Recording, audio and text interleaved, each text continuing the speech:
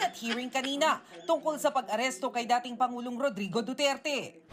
Nasa kanya po yan. Kung magpapasupina siya, siguraduhin lamang din po niya na siya po ay magpapakita. Putang ina niyan. Nandyan nga siya ngayon, kayo nga ang wala eh. Paano sisiguraduhin niya na magpapakita? Eh, hindi naman siya nakasubpina. Putang inang tong babaeng to, napakatanga. Sinumpina niya yung mga taga-gabinete. Di dapat sinabi mo na siguraduhin ng mga taga-gabinete na nakasubpina na sila, dapat magpakita sila. Bakit si Bato ang kailangan magpakita sa mga gabinete? Isa ngayon nagpapasubpina. Di ibig sabihin, gusto niyang makaharap yung mga yan. Nandiyan nga siya ngayon, wala nga yung gabinete mo eh. Tarantado talaga tong babaeng to. Inutil talaga, no? Tanginan to, siguro ang gatas nito nung bata siya, siguro langis na gamit. O langis ng ventilador siguro yung gatas nito.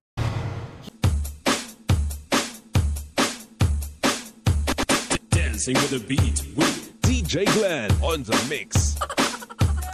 Marcos Bangag. Magandang araw sa lahat ng mga banateros worldwide. Kamusta po ang mga buhay-buhay?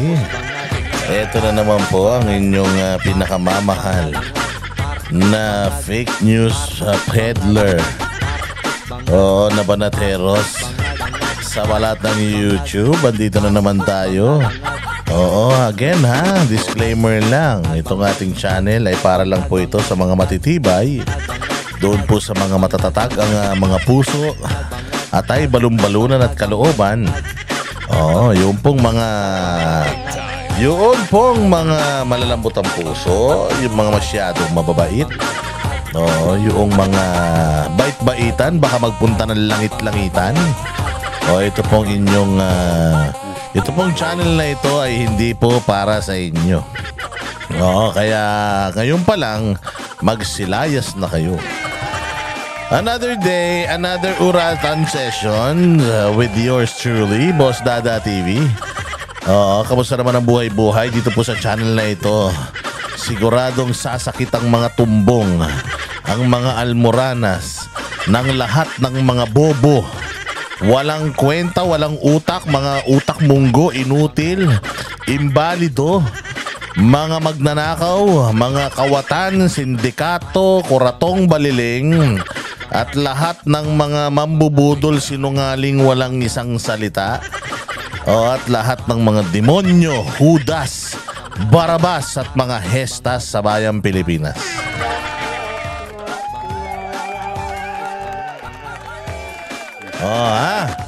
Mga kababayan ko. Ngayon pa lang ha, sinasabi ko na sa inyo, wag nyo akong wag nyong i-quote itong aking vlog na ito, kasi ito yung pinaka walang kwentang vlog sa balat ng lupa. Bago ang lahat, magpasalamat po muna tayo sa lahat ng mga kababayan natin na nanonood sa ating palatuntunan. Yung mga bagong mga subscribers natin na walang atubili na manood sa lahat ng ating mga pinaghihirapan. At syempre, nagpapasalamat din po tayo sa ating mga luma ng subscribers. Pero bagong lahat, yung mga nagsusuper thanks, yung nagsishare ng kanilang mga blessings dito sa ating vlog. Maraming salamat. O i-follow nyo naman yung ating Facebook page at i-follow nyo naman yung ating isang YouTube channel, yung Boss Dada TV Official ha, para kung sakali magurgur itong ating live stream o itong ating vlog, meron tayong ibang tatambayan agad-agad. And marami po tayong napapanood, nakikita dito sa ating YouTube na nanonood ng hindi pa nakaka-subscribe. Bago kayo mag-comment, siguraduhin nyo muna na kayo ay nakasubscribe, nakahit kayo ng notification bell, i-like ninyo, i-share ninyo para kompletos rekados makarating sa kinauukulan itong ating walang kwentang palatuntunan.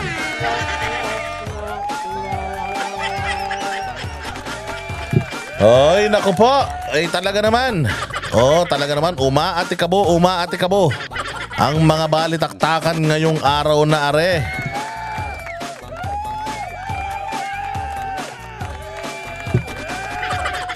Dahil siguradong trending pa din yung mga issues. Isang na to, ilang na ba to? Ilang linggo na bang trending itong pagpapadala kay Pangulong Duterte dyan sa The Hague. By Diyos ko Lord. Itong mga kababayan natin gigil na gigil. Parang hindi namamatay yung apoy sa kanilang mga puso. Dahil ito na talagang sukdulan ng kahayupan na pwedeng gawin ng isang pamahalaan sa kanyang nasasakupan. Sa kanyang citizen. This is the worst na pwedeng mangyari sa'yo bilang isang Pilipino. Yung ipagkanuno ka. Noong panahon ng mga Hapon, yung mga makapili, nakatakip yan ng bayong. Nakatakip ng bayong na gano'n, tas ituturo ka, yan po. Pucha ngayon, hindi. Naka-live stream pa. Naka-contact lens pa. Kitang-kita mo mga muka. Nagpapa-interview pa. Proud na proud sila sa katrayduran nila. Proud na proud sa katrayduran. Nung ipinatawag naman sa Senado para imbestigahan, putang ina, mga takot naman. Hindi ba? Ano ngayon? Yung mga sinasabi ninyo, mga vlogger na to. Yung mga vlogger ni Duterte, takot naman pala kayo sa Congress eh.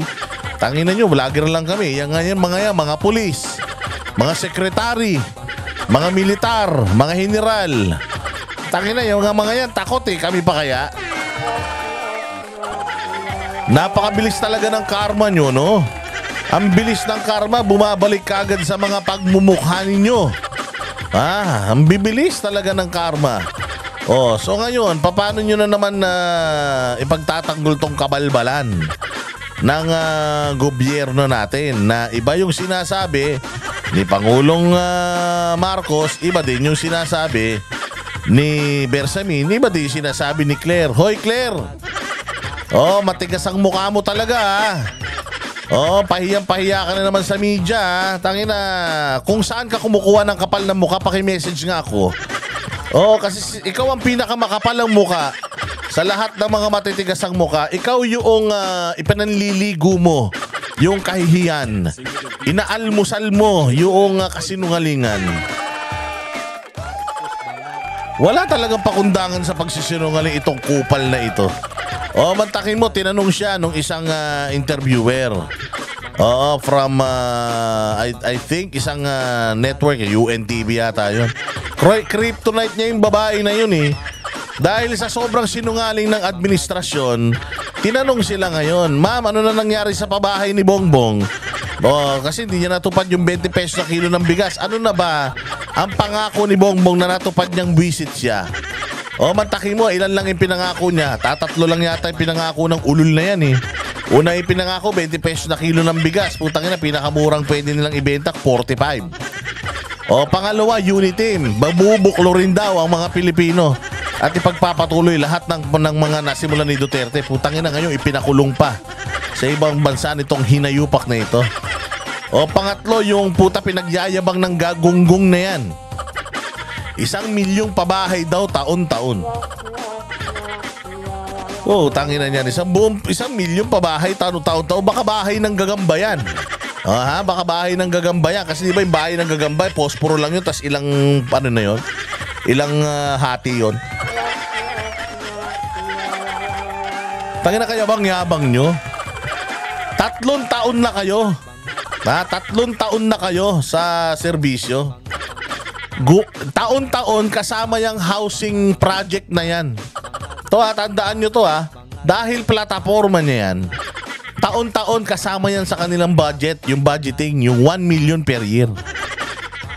Noong 2022, sige, 1 million per year, pinondohan ng gobyerno yan. Pangalawa, 1 million per year na bahay, pinondohan ulit yan. Ngayon, may pondo ulit yan. Supposedly, sa 3-year term, sabihin na natin, 3 years, 2 million. Sabihin na lang natin 2 million. Dapat may 2 million na pabahay na yung ulul na yan. Tinanong kung ilan na yung napagawang bahay. Hindi alam ni Claire. Wala pa daw milyon. Di ibig sabihin, Claire, sinungaling yung kupal na amo mo. Di ba? Ibig sabihin, sinungaling kayo, minuminuto, mga ulol kayo. Oh, di ba? 2 taon na, 2 milyon na nga lang hinihingi natin bahay kasi 2022, syempre yung yung budget ng 2022. Nagawa yan 2021 pa. Oh, so dating presidente pa yung gumawa niyan. Oh, wala pa diyan yung 1 milyon na pabahay nyo. Sige, sa 2023 na yun papasok. So 2023 papasok yun, 2024. By 2025 na ngayon, dapat papunta na kayo sa 3 milyon. 'Di ba? Oh. Papunta na. Ang tanong, ilan na bang bahay na pagawa yung mga hayop kayo? Tayo na baka kahit 1 milyong bahay ng gagamba, wala pa kayo na ipapakita, ha? Baka bahay lang ng mga langgam yan, ha? Tsaka mga anay yan, mga buwisit kayo, ha?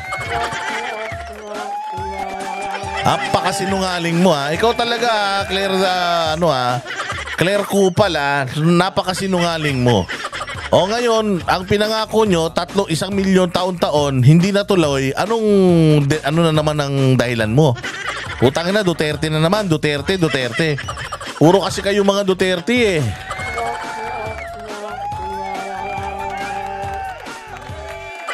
Puro kayo mga Duterte. Kaya ayan, ang nangyayari sa bayan natin Pilipinas, wala na tayong matino na proyekto.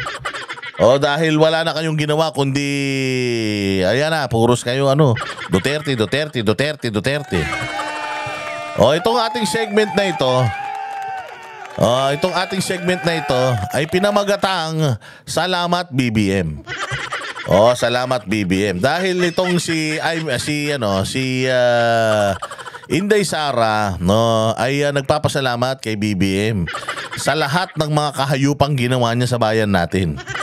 Maraming salamat BBM dahil ikaw mismo ang nag-expose sa sarili mo, ikaw mismo ang nagpakilala sa taong bayan, yung 31 million na bumoto sa yung inis na sa iyo, na wala talaga kayong kwentang mga politiko at lalong-lalo na wala kayong kwentang mga tao.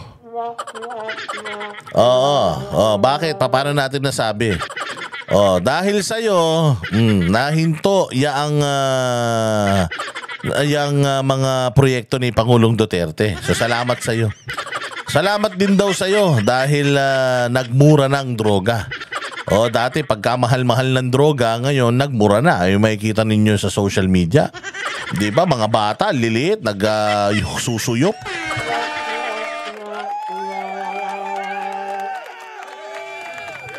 At nagpapasalamat ng malaki itong ating mga kandidato sa PDP laban.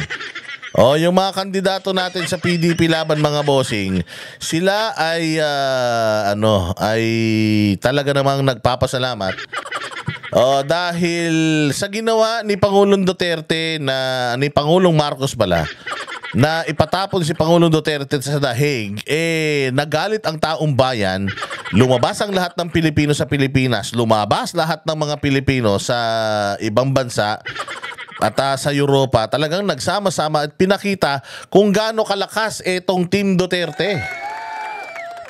Pinakita talaga dahil sa katarantaduhan ni Bongbong, dahil sa pang-iinis ni Bongbong sa mga Pilipino.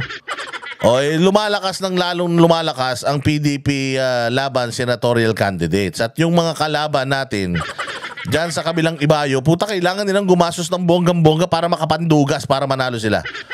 Nakita nyo yung dami ng lumabas nitong bago pa mag-birthday si Pangulong Duterte, tapos biglang nag-birthday, lumabas buong Pilipinas. Ilang sites yun sa buong mundo. Ganun karami yung mga tao, mga bossing, na boboto dito sa Team Duterte ngayon. Ngayon mga bossing, ngayon. Paano matatalo ito?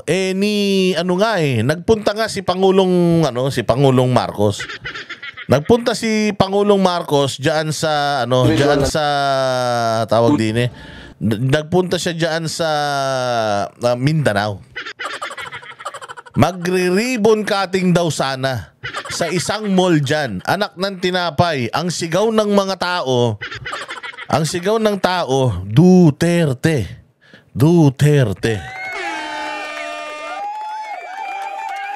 Yon ang sigaw ng mga tao, Duterte. So, sinabihan ngayon siya ng advance party. Sir, huwag ka na pumunta rito. Putang ina kayo, ayaw sa'yo dito.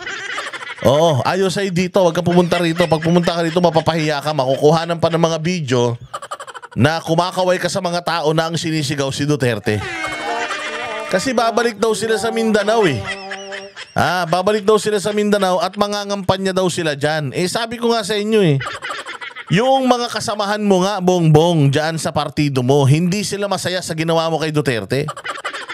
Puta, kung sila mismo ayaw sa ginawa mo, ibig sabihin napipilitan na lang din sila na kumandidato sa ilalim ng partido mo. Dahil wala na silang choice. At dahil sa'yo, kaya nagpapasalamat ang Team Duterte, itong 10 kandidato natin, nagpapasalamat kay Bongbong, dahil pinadali mo ang pangangampanya ng mga kandidato natin. Pinadali mo dahil sa kahayupang ginagawa mo, pagpapahirap mo sa bayang Pilipinas, dahil sa kabulastugan mo, dahil sa kasinungalingan mo. Sa every time na nakikita ikaw si Claire Castro na salita ng salita at kung ano-anong kabalbalan ang lumalabas sa mga bunganga, mas lalong pinalalakas ang tsansa nating manalo at yung kabilang kandidato naman, putang ina niyan. Nagkakulani, nakakakaway, pero hindi naman na sila gusto ng taong bayan. Hindi na nga nila nakumpleto yung kanilang caravan eh.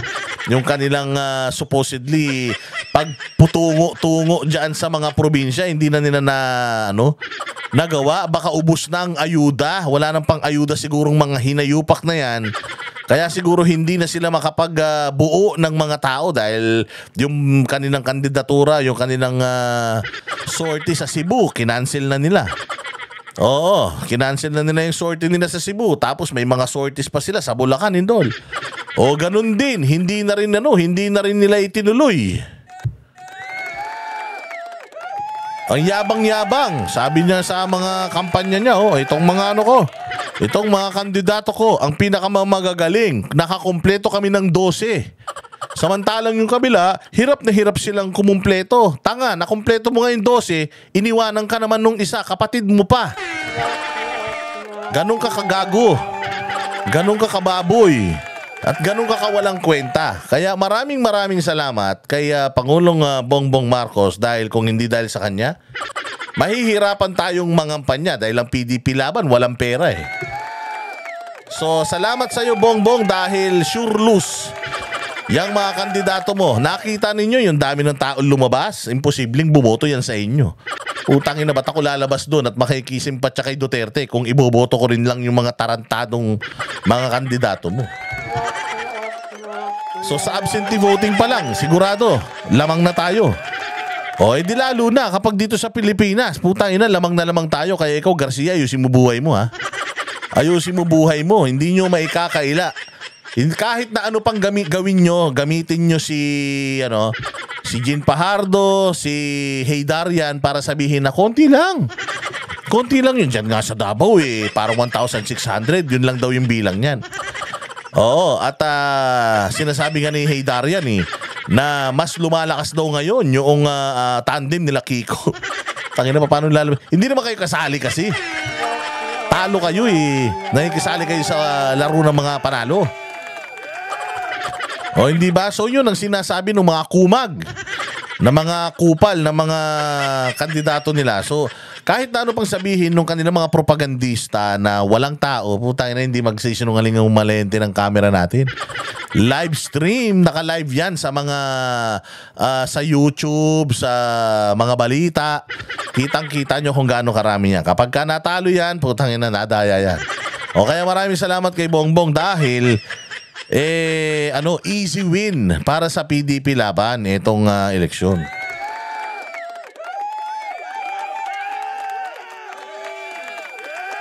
At maraming salamat din. Maraming salamat kasi di ba si Inday Sara supposedly magiging presidente. Maraming salamat at kinumbinsi nyo si Inday Sara na tumakbo na vice president nyo. Bakit? Kasi kung hindi pa kayo naging presidente ngayon, hindi pa malalaman ng taong bayan kung gaano kayo kaloko-loko. Kung gaano kayo kasatanas at kademonyo sa kapangyarihan.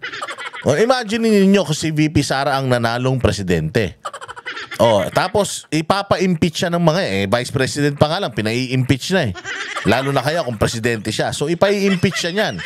At kung na-impeach siya, sigurado tayo na mahaba yung panahon na si Bongbong Marcos ay magiging presidente ng Pilipinas. 3 taon pa nga lang, parang 30 years na Sa sobrang walang nangyari, sobrang tagal matapos ng termino ng Tolongis na yan Hinihikan at lahat lumalaban pa So, kita mo ang nangyari sa bayang Pilipinas, di ba? Kung imaginein mo, kung hindi dahil sa pagtakbo ni Bongbong Marcos na presidente, edi sana, nakita natin na may impeach si BP Sara, so kukunin niya, dahil siya sigurado ang vice president nun. Kukunin niya yung remaining years ni BP Sara, tapos mananalo pa sila sa susunod na eleksyon, di putang ina, 9 years. Imagine mo, 9 years na impyerno yan. So salamat dahil ini-reveal mo. Salamat dahil sa kabulastugan nyo ni Claire Castro. Unang-una kay Claire. Salamat kasi ngayon ako'y proud na proud dahil hindi ako naging abogado. Kung ako abogado tas ganyan ang utak ko kay Claire, wag na mabuti na lang at hindi ako nag-abogas siya. Bachelor of Science in Vulcanizing Shop lang ako. BS lang ang kinuha ko. Hindi ba? Magiging abogado ka, nag-bar exams ka pa, tapos ganun ka katanga. Lahat ng kumbaga kahit mabantot yung tayo, pababanguhin mo para dahil lang sa binabayaran kanila, di ba? Ang pangit nun. So dahil kay Bongbong, sa pag-hire niya kay Claire Castro, binigyan niya ng patunay na hindi lahat ng abogado matalino. Maraming salamat kay BBM. Kasi nakita natin ulit. Nakita natin kung sino talaga yung mga traidor sa bayang Pilipinas. So dahil sa kanya, nagkaroon tayo ng 200 plus, 300 plus nga na pangalan ng mga congressman na hindi na natin iboboto. Diba? Maraming salamat kay Presidente Marcos dahil nakita natin kung gaano, kung sino-sino yung mga kakampi niyang senador na hindi na rin natin iboboto kahit kailan. At eto nga, si VP Sara nagpapasalamat sa kanyang kay Bongbong Marcos dahil dahil sa kanya nagkabati-bati silang buong angkan. Imagine mo, galing mo Bongbong. Dahil sa kalokohan mo na pagsama-sama mo lahat ng tao sa buong mundo. Yung unity mo, yun lang yata ang natupad mo. Kaya lang, hindi mo ginawa sa tama. Putang ina, ginawa mo sa katarantaduhan mo, kaya nag-unite yung tao. Ang daming taong lumabas for the first time. Salamat sa'yo. Dahil kung hindi dahil sa'yo, hindi dahil sa katangahan mo, kung ginalingan mo sana, hindi sana lumabas ng ganyan yung mga tao. At dito sa may sa dahig, mantakin mo 3 pamilya pinagsama-sama mo. Ay 3 ba? 2 lang pala. Pinagsama mo yung unang asawa at pangalawang asawa. Yan ang pinakamatinding ginawa mo. Ikaw talaga, Bongbong Marcos, ang may kapangyarihan para i-unite ang mga Pilipino. At ikaw rin ang may kapangyarihan na inisin ang mga Pilipino overnight. Pakinggan natin itong statement ni VP Sara na siya ay nagpapasalamat kay Bongbong Marcos dahil sa ginawa ni Bongbong, nagkaroon sila ng opportunity na mahalin ng isa't isa, magka-bonding, mag-usap ng matagal. So, ito ang masasabi ni VP Sara. Thank Bongbong Marcos because there was forgiveness between me and Pierre for all that has happened in our lives.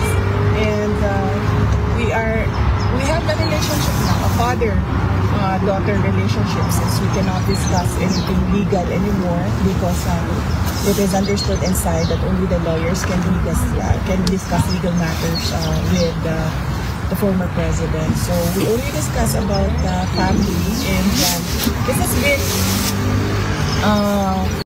Actually, sarcasm yan. Yung sinasabi ni VP Sara. It is cynical and sarcastic. Sinasabi na, thank you sa kanya kasi kung hindi dahil sa kanya, hindi kayo magsasama-sama ng ganito. Kung hindi dahil sa ginawa nilang katarantaduhan sa tatay ko, hindi kami nag-spend ng time together ng ganito katagal. Kasi VP Sara has been there for close to 1 month already, hindi ba? And nandiyan dyan nga lahat, magkakasama. So, wala lang dyan yung si Mayor Baste, pero yung mga kaibigan ay unti-unti na magpunta dyan. So, nagpapasalamat si VP Sara kasi kahit papaano, hinahanapan pa rin nila ng maganda itong mga nangyari na ito. Kasi nga, yun yung sinasabi ni Pastor Apollo Kibuloy, na everything happens for a reason. You were put in that position. You were put in that situation for you to learn something, and you will use that learning para sa iyong future. So naging positive yung outlook ni Inday Sara na kahit nakalaban si Bongbong Marcos at tinraidor ang bayang Pilipinas, nagpapasalamat pa din siya. Kaya dapat ikaw, Claire, putangin na lahat ng puot sa puso mo, itabi mo. Anong magagawa mo kung maganda si VP Sara, ikaw mukha kang aso? Oo, anong magagawa mo kung si VP Sara half German? Ikaw feeling German Shepherd. Di ba? Pa? So, insecurities na yan, madam. Besides, abogado ka, ito, hindi lang to basta abogado. Pumasa ito sa eksaminasyon na pwede siyang maging huwes. O ikaw, hanggang dyan ka na lang, tapos ang pangit pa, nagtapos ka ng abogasya, nag-aral ka ng bar exams ka, pumasa ka, tapos putay na, puros mga kriminal lang yung pagtatanggol mo. Sa bagay, trabaho nga pala yan ng mga abogado. So ito, sinasabi ni VP dito, she's trying to be positive. Oo, kaya ikaw, Claire, kaya ang pangit mo eh. Oo, kasi hindi ka, puros negative yung nasa bibig mo. Puros na ng Duterte. Tingnan mo itong mga to. Oh, despite itong kanilang, itong kanilang sinasapit ngayon na wala sila sa mga pamilya nila, they're away from friends, away from families, away from their constituents, nandito sila, they're still positive. And look at them, they're pretty. Unlike you. One of the longest meetings I have had with our president. Ibinahagi naman ni Veronica Kitty Duterte na masaya ang kanyang ama dahil sa pagiging mas united ng kanilang pamilya, pati na rin ng kanilang mga taga-suporta. Really happy to see us. As I have told him, that the family has never been more united, not just with our siblings, but with everyone else in the family. So, he's happy to hear that. And not just... Sabi ko nga sa inyo, we have to thank Marcos dahil if it's not for Marcos, hindi sana tayo mag-unite. Hindi sana tayo, kumbaga, hindi sana tayo lalabas at magpapakita ng inis natin sa mga kabulastugan nangyayari sa bayan. Di ba? So, dahil Bongbong Marcos is such a weak person, because Bongbong Marcos is such a loser, and Bongbong Marcos is such a, kumbaga, such a, walang kwentang leader. Oo. Ito ang nangyayari sa atin ngayon. Nagsasama-sama tayo, nagpapahayag tayo, naipapakita natin kung gaano tayo kasolid. Oo. At naipapakita natin na hindi siya kayang mahalin ng kahit na sinong Pilipino kailanman. Ay, hindi pala. Meron pala nagmamahal sa kanya, yung mga vlogger niyang mga tatanga-tanga. Yung mga vlogger niyang mga amoy sibuyas. Us, sa mga support. Sa ngayon, nasa The Hague, Netherlands pa rin si VP Sara kasama si Kitty. Ngunit inaasahan niyang makabalik sa Pilipinas matapos matanggap ang isang dokumento.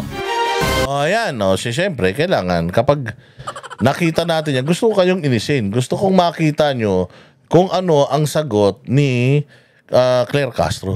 Kailangan makita natin kung ano sagot niya, kayo naman. Kala nyo, hindi nyo na makikita yung pagmumukha niya. Yan, wow. Putang ina, ayos yung mata, brown na. Taina si Beyonce ka ba? Ayos putang ina, iba-iba kulay ng mata mo Nung nakaraan, blue. Nung nakaraan, silver. Gray. Ngayon naman, putay na, brown. Ano yan? Putay na para kang member ng Destiny's Child Ang tinapay ito.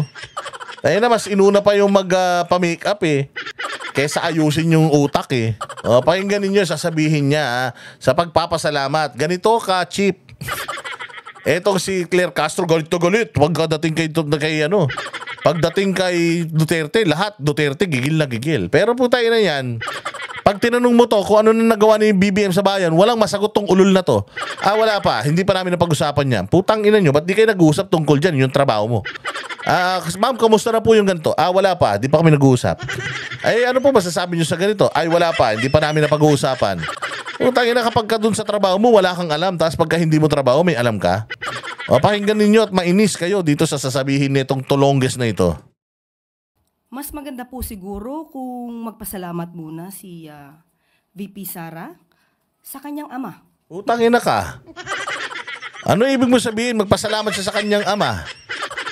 Gago, hindi lang siya nagpapasalamat. Hindi lang siya nagpasalamat, lahat kami nagpapasalamat araw-araw. Araw-araw nagpapasalamat kami, kaya nga meron kami sa Hong Kong, salamat PRRD. Inutil. Doon pa lang nagpasalamat na si Inday Sara. Narinig mo ba yung speech niya doon? Nagpapasalamat ako sa tatay ko kasi dahil sa sobrang stricto niya, naging abogado ako kasi dapat magdodoktor ako Pero dahil ang tatay ko sobrang strict and sobrang perfectionist at talagang challenge niya ako, nagpapasalamat ako sa kanya for what I've became.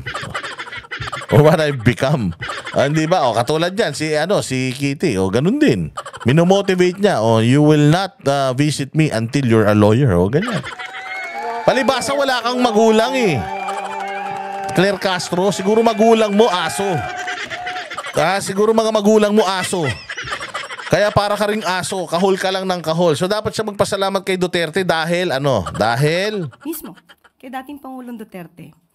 Dahil kung siya man po ay nagkaroon ng pagkakataon at nagkaroon ng oras kasama ang kanyang ama, ay dahil ito sa kasong EJK.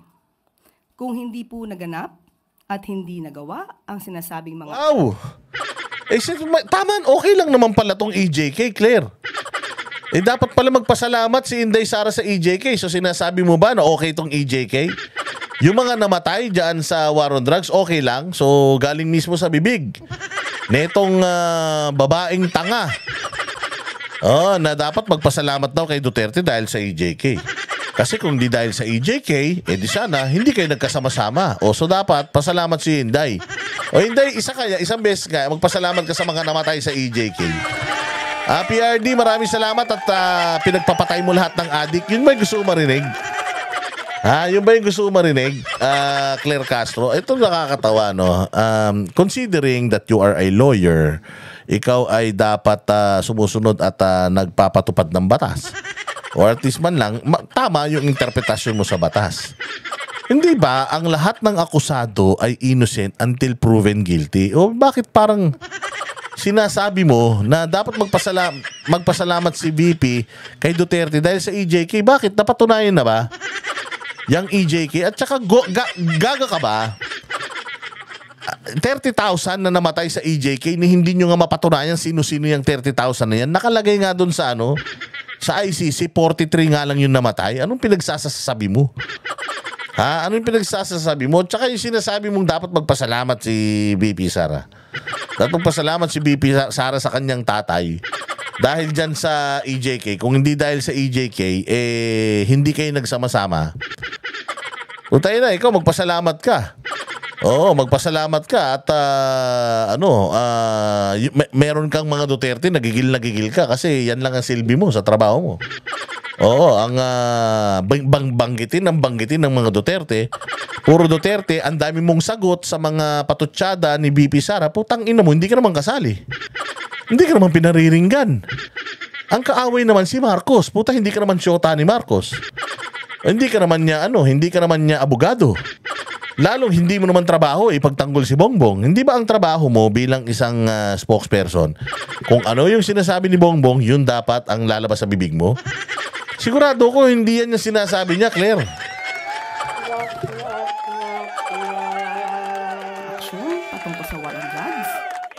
walang nag-complain, hindi naman din po sila makakaroon ng pagkakataon na makapunta sa dahig. Ano, hindi magkakaroon ng pagkakataon makapunta sa dahig? Tanga, alam mo ba na half German to sila Inday Sara at hindi lang yan yung first time na nakapunta sila sa Hague. Tanginan to, nagmamarunong kasi. Mamaru kasi ang puta. Yan ang hirap kapag basta lang salita ng salita. Again, madam ha, ilan na napagawang bahay ni Bongbong? Oh, hindi niyo pa napag-uusapan. Wala pang 1 milyon. Tanginan yan ang trabaho mo. Ipaalala dyan sa tatanga-tanga mong amo. Na, hoy, magtrabaho ka naman. Putang ina, nangako ka ng 1 milyon isang taon. Wala pa 1 milyon na nagagawa mo. 3 taon ka na. Tanga ka ba? Yun ang dapat na pina-follow up mo. Huwag mo pansinin si Inday. Hindi ka ka-level nun. Oh, at saka hindi ikaw ang kausap niya. Kaya huwag ka sagot na sagot. Oh, inaano ka, binibait ka lang ng mga media. Alam mo ang tingin sa'yo ng mga media, para kang asong ulol. O nasabik na makabanat sa mga Duterte. Kaya naghahanap sila ng mga pwedeng mag-react ka. Kasi triggered ka sa mga Duterte. Ganun kanila pinaglalaron. Akala mo ba nagiging mo yung respeto ng mga Malacanang press corps dahil sa mga pinagsasasabi mo? Tayo na yung mga pinagsasasabi mo, palpak bilang isang abogado, dapat naniniwala ka ng isang akusado ay guilty kapag siya ay inakusahan na or siya ay sinintensyahan na sa korte. Bilang isang abogado, ikaw talaga yung dapat na nagpapaliwanag dyan sa mga taong bayan na itong si Duterte ay hindi pa naman siya kriminal, siya po ay inaakusahan pa lang, kaya bigyan natin siya ng pagkakataon pagtanggol sa sarili niya, ganun. Parang sa sinasabi mo parang may kasalanan na So magpasalamat si VP Sara doon sa mga nagdemanda kay Bongbong, kay Pangulong Duterte. Oh, sino ba mga nagdemanda kay Pangulong Duterte? Oh, di ba? So mas magandang pasalamatan niyo muna po dahil sa ginawa ng kanyang ama. Sa mga inireklamos po sa kanya. Sabi mo ginawa ng kanyang ama So, napatunayan mo naman na ginawa. Di ba? Tapos biglang nagbabago ka sa binibintang sa kanya. Ibinibintang pa lang pala di dapat magpasalamat si Inday Sara doon sa nagbibintang sa kanya. Hindi kay Pangulong Duterte. Bakit? Kasi hindi naman ginawa ni Pangulong Duterte yan. Wala ka namang ebidensya Tanga na, abugaga ka. Tapos dapat lahat ng sasabihin mo meron kang it should be backed up by evidence. Tapos hindi ka makakapagpakita ng ebidensya basta ka lang makapatutsyada. Para masabing nga nabarata ko yung mga Duterte. Pero pinagtatawanan ka ng buong Pilipinas. Alam mo ba yun? Lahat ng mga abogado na kilala ko, putang ina, pinagtatawanan ka, Claire Castro. Alam mo ba yun? Tuwan-tuwa ka kung yung pamilya mo nakikita ka na ganyan, puros katarantaduhan ang ginagawa mo dyan. Anong legacy iiwan mo bilang isang spokesperson ng Malacanang? Hindi kayo rirespeto. Pag natapos si Bongbong, aso ka na ulit. Putang ina, isa ka na lang vlogger ulit.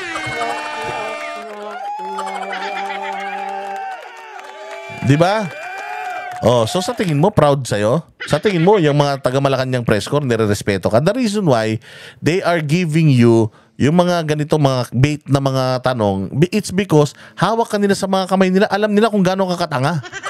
Alam nila gaano ka kabubita na even the slightest issue, the slightest comment ng mga Duterte, papatulan mo. So, binabayaran ka ng taong bayan dahil dyan sa pagpatol mo sa mga patutsyada ni Duterte sa amo mo. Bakit hindi yung amo mo sumagot? Sobrang bakla ba ng amo mo na kailangan ikaw pa sumagot para sa kanya? Yun po yung naging cause kung ba't sila nasa dahig. Pero, pinaabot po natin to sa Pangulo. Yun naman pala Pinaabot mo pala sa Pangulo. May sagot pala ang Pangulo, punyeta ka. Bakit hindi yun ang sinasabi mo kung ano-ano pa yung patutsyada mo bago mo sabihin? Hindi mo naman trabaho yan. You are supposed to be the mouthpiece of the president. It means lahat ng lalabas sa bibig mo, yan yung official na statement ng Malacanang. We are not paying you to air out your grievances, your being a troll of the Dutertes. Besides, you were commonly criticizing the government of BBM before, and now hindi natin alam sa magkano halaga. Sabi ko nga, mga fame whore yan. sabik na sabik sa publicity. O ayan, kaya araw-araw gumagawa ng mga ganyang iskandalo. Akala naman niya may susulat siya sa history books. Siguro sa history books ng mga tanga. Oo, doon may lalathala itong pagmumukha nito. At ang sabi po niya, glad I could help. O, di ba? So, tingnan mo kung gaano kayo katarantado. Sila Duterte, nagsalita ng ganon, tapos papatulan ninyo. And then you want the Filipinos to side with you. You want the Filipinos to side with you.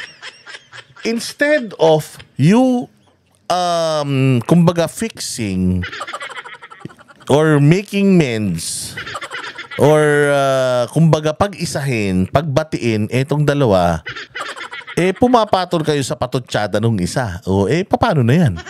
Kaya nga sabi ko nga sa inyo, every time that you do this, you only attack the Duterte. But yung hindi mo alam dito is, the moment you attack the Duterte, you also attack the people that cared or cares about the Duterte. So sino dito ang nananalo? Dinadagdagan nyo lang ng dinadagdagan yung reason ng mga tao na manggigil sa inyo, yung reason ng mga tao not to vote for the candidates of Bongbong Marcos. Why? Because instead of ayusin nyo yung bayang Pilipinas, masyado kayong mga mapolitika at masyado kayong galit sa isa't isa. Ang nag-aano dito, ang nagbe-benefit dito, itong kampo ng mga Duterte. Because every time na nagpapakita yung mukha mo diyan at bumubuka yung bibig mong walang kakwenta-kwentang mga pinagsasabi mo, mas lalong natitrigger yung mga tao enough para talagang maayawan na nila si Bongbong. So napakalaki talaga ng ambag mo. Na mas lalong nanggigil ang mga tao kay Bongbong Marcos. Kaya pasalamatan din natin tong tangang ito.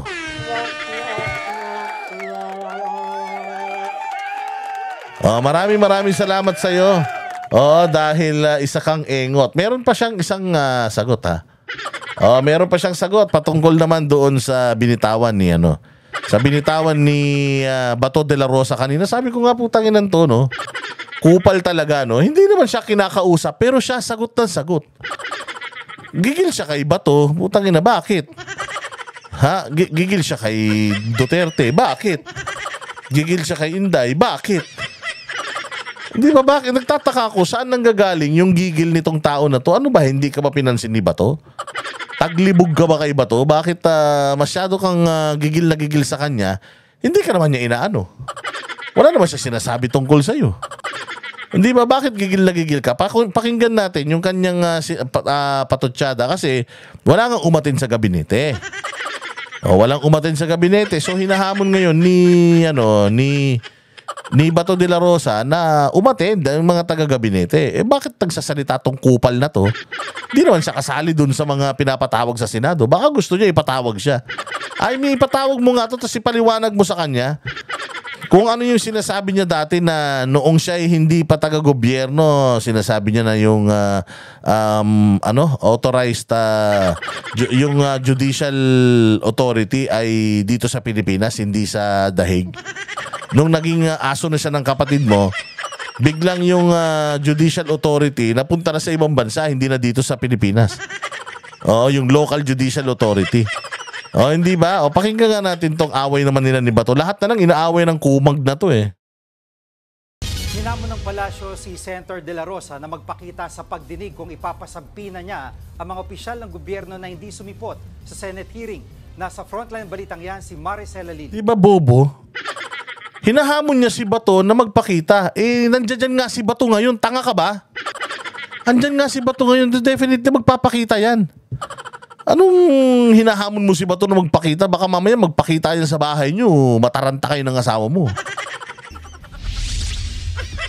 Sinagot ni Palace Press Officer Undersecretary Claire Castro ang banta ni Senador Bato de la Rosa na ipasabpina ng Senado ang mga opisyal ng gabinete na hindi sumipot. Mga opisyal ng gabinete na hindi sumipot, ipasubpina. Kasi nga hindi sumipot. Tama ba yun? Mali? Bakit sa Congress tama yun? Tapos dito mali?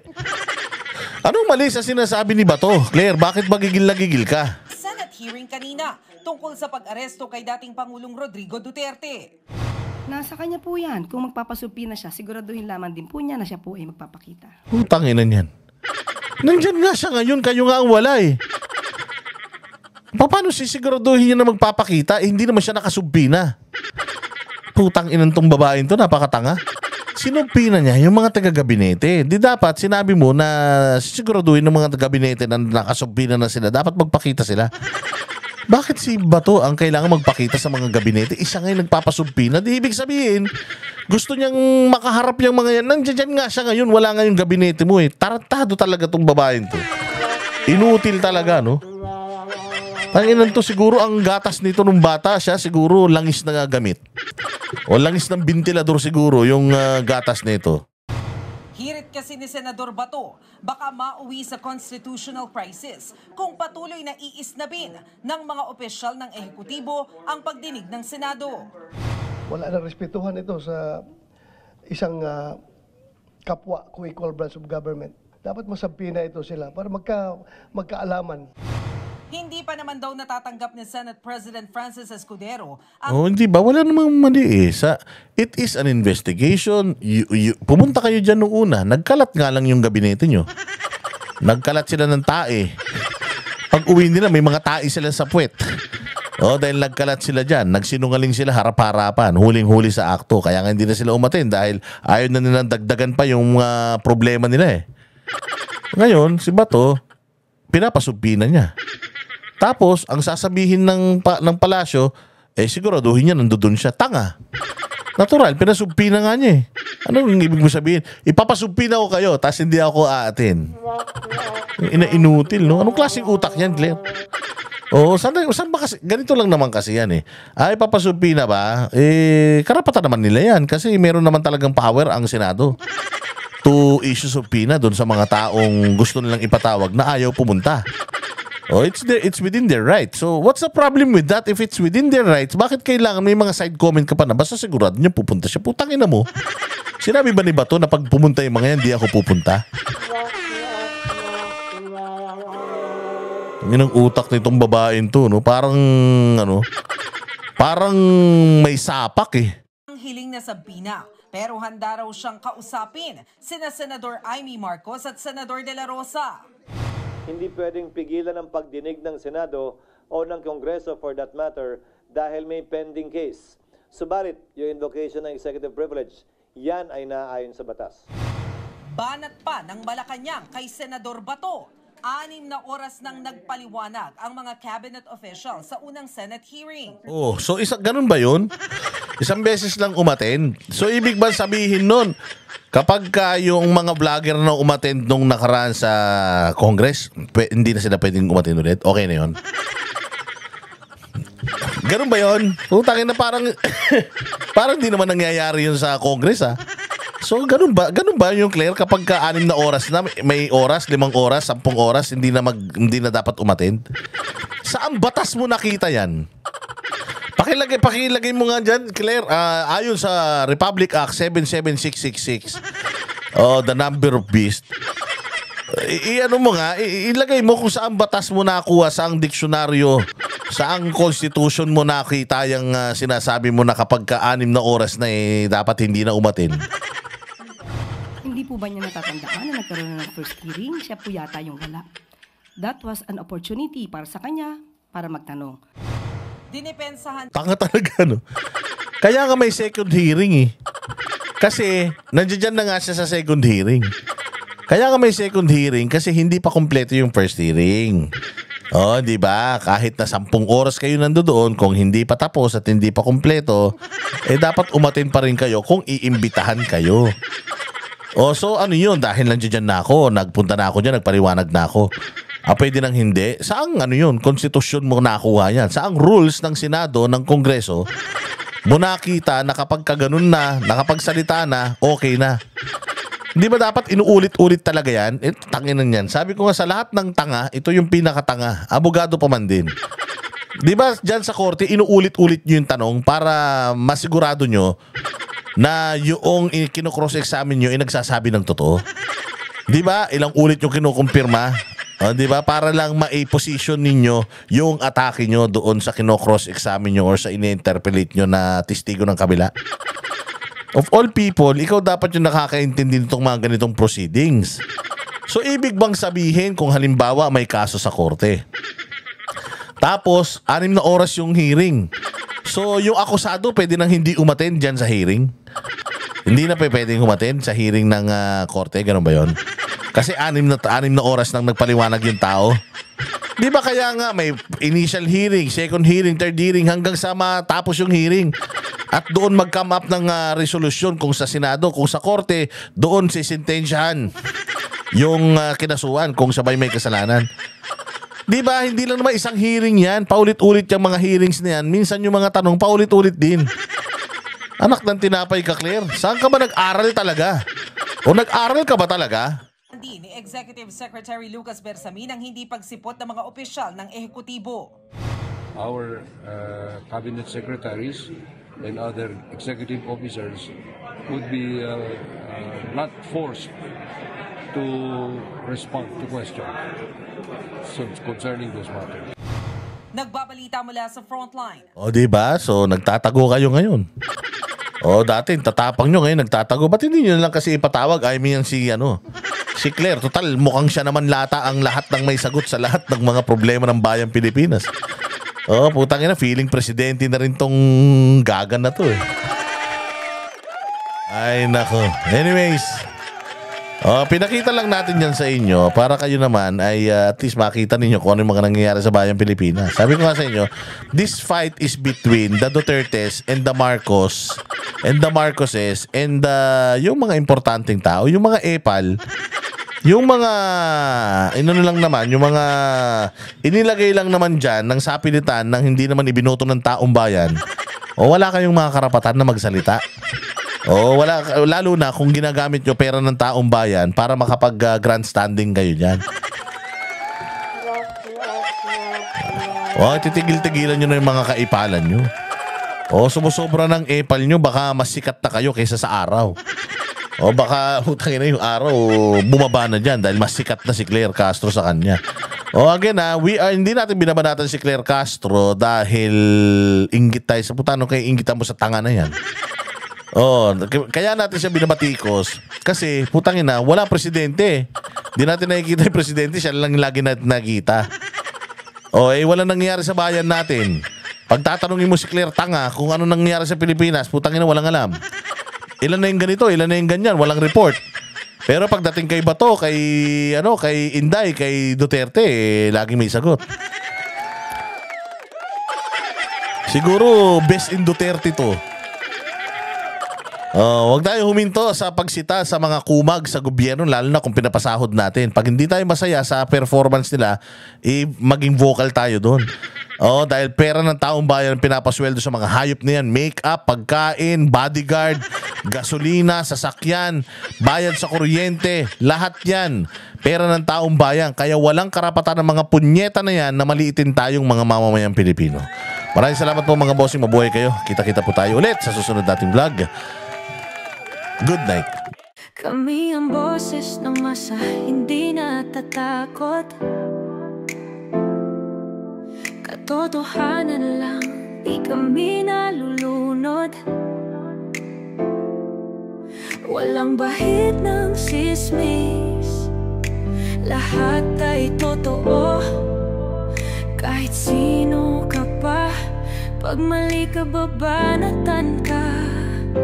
Walang pinipili kulay, wala kaming kinikilingan. Basta para sa bayan, kami lalaban. Pag tama palakpakan, pag mali banatan. Di matitinag, di matatakot, para sa bayan tuloy ang sigaw. Sa harap ng kamera, walang halong takot.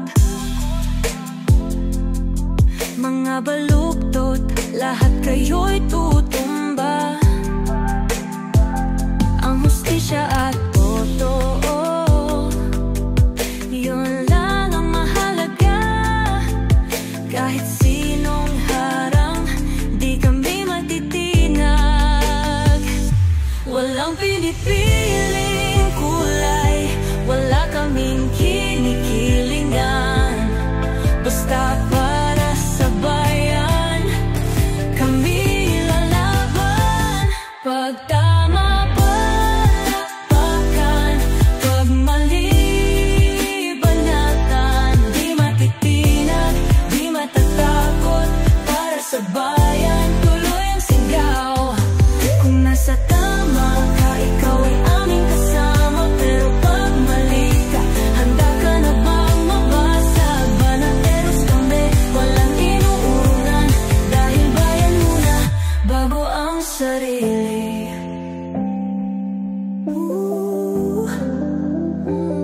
Bago ang sarili.